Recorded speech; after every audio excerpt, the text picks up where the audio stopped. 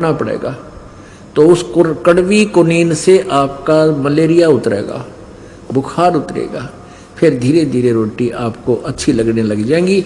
और जब बुखार आपका जबरकती समाप्त हो जाएगा, फिर सूखी रोटी भी समय पर आपको बहुत स्वादिष्ट लगेंगी। दोनों टाइम सब्जी हो या ना हो तो आप स्वस्थ हो। तो इसी प्रकार यहाँ जो आप सत्संग सुनते हो, अब वही ज्ञान है, वही सत्संग है, वही भगवान है। इसको बार बार आपको सुनाया जाता है। जैसे कपड़ा मैला हो गया, कपड़ा मैला हो जाता है तो रोजाना वही साबुन और वही पानी रोज सुबह उसको धोते हैं तो स्वच्छ हो जाता है। तो आप कपड़ा हो और ये दास धोबी है, तो आपको और आपके अंतःकरण को इसी तरीके से डेली धोना पड़ता है। आपने कितनी बार सत्संग सुन रखा है, लेकिन आप ऐसे समाज में जाते हो वहाँ आपके ऊपर थोड़ा बहुत असर हुए बिना रह नहीं सकता। और जब यहाँ सत्संग सुनोगे, ये साबुन पानी फिर लगेगा, आपको कई दिन तक आपके हृदय में यह उमंग बनी रहेगी।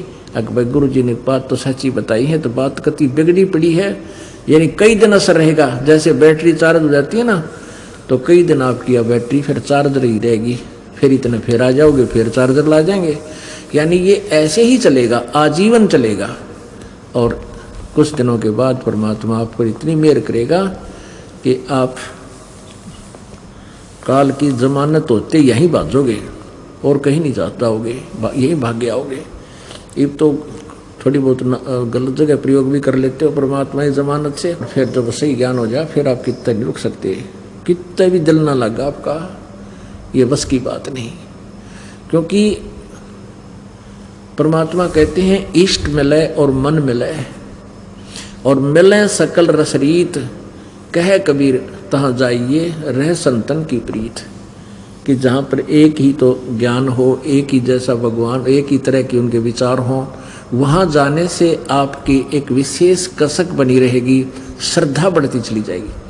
इब जैसे आप चले जाते हो दूसरों के सत्संग में, हम इसलिए मना करते हैं कि वहाँ जाने से आपको हानि हो सकती है।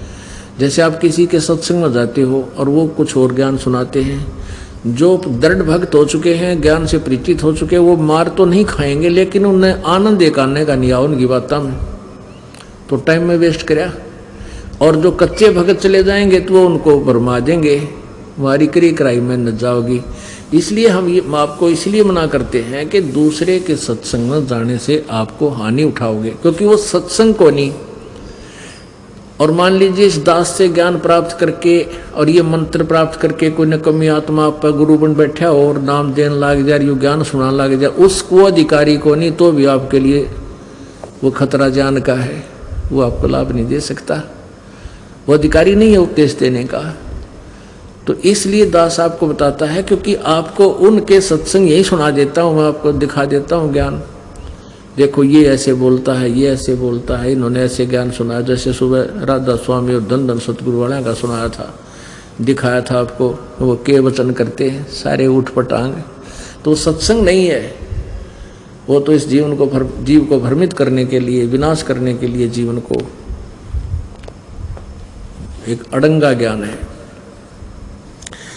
तो यह परमात्मा बताते हैं कि नर सेती तू पशुआ की जय दीजय बैल बना, और 56 भोग कहा मन बोरे कि तो कुरली चरने जा। फिर क्या बताते हैं, प्रेत शिला पे जा विराजे पितरों पिंड भराई, और बहुत श्राद्ध खान कुआए फिर काग बहे कलमाई। अपने आत्मा में जैसे प्रसंग चला था कि 13वीं किस लिए बनाई कि इसकी गति करवाएंगे, फिर फूल उठा के ले गए, वो अस्थि उठा करके गंगा में जाकर बहाई, किसी पंडित यानी गुरु जी के माध्यम से जंतर मंत्र करवा के, किस लिए कि तेरे पिताजी का मोक्ष हो जाएगा, माता जी पिताजी कोई भी है, इसकी गति हो जाएगी। उसके बाद फिर क्या हुआ, महीने मनाए, वर्षोधि बनाई, वर्षी, और फिर हो गई श्राद्ध शुरू। अब श्राद्ध किए, मान लीजिए आपके पिताजी पहले 365 दिन आहार किया करते थे, 365 दिन 2-2 बार और 3-3 बार भी खाते थे। चाय पानी भी पिया करते।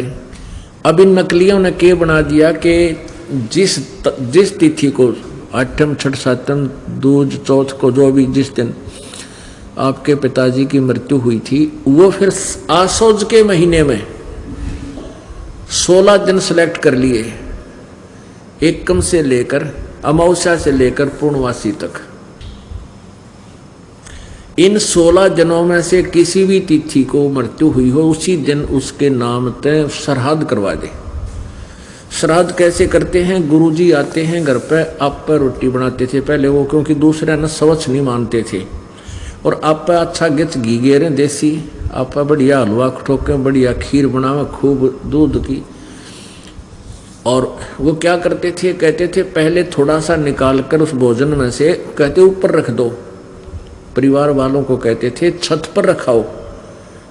और फिर कहता देखना कौवा आ गया और भोजन खा गया, तुम्हारे पिताजी हो सकता कौवा बन गए हो, कौवा बन गए हैं और कौवे ने भोग लगा दिया तो तुम्हारे पिताजी को भोग लग गया, यानी ये तेरा पिताजी कौवा बन गया।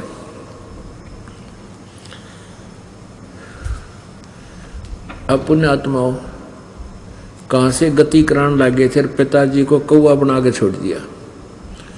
ने बोला तेरा पिताजी हो सकता कौवा बन गया हो और इसको भोग लग गया। अब श्राद्धों के दिनों में देखा सबके घरों पर कौवे मंडराते दिखेंगे, और जो घर पर कौवा ना हो तो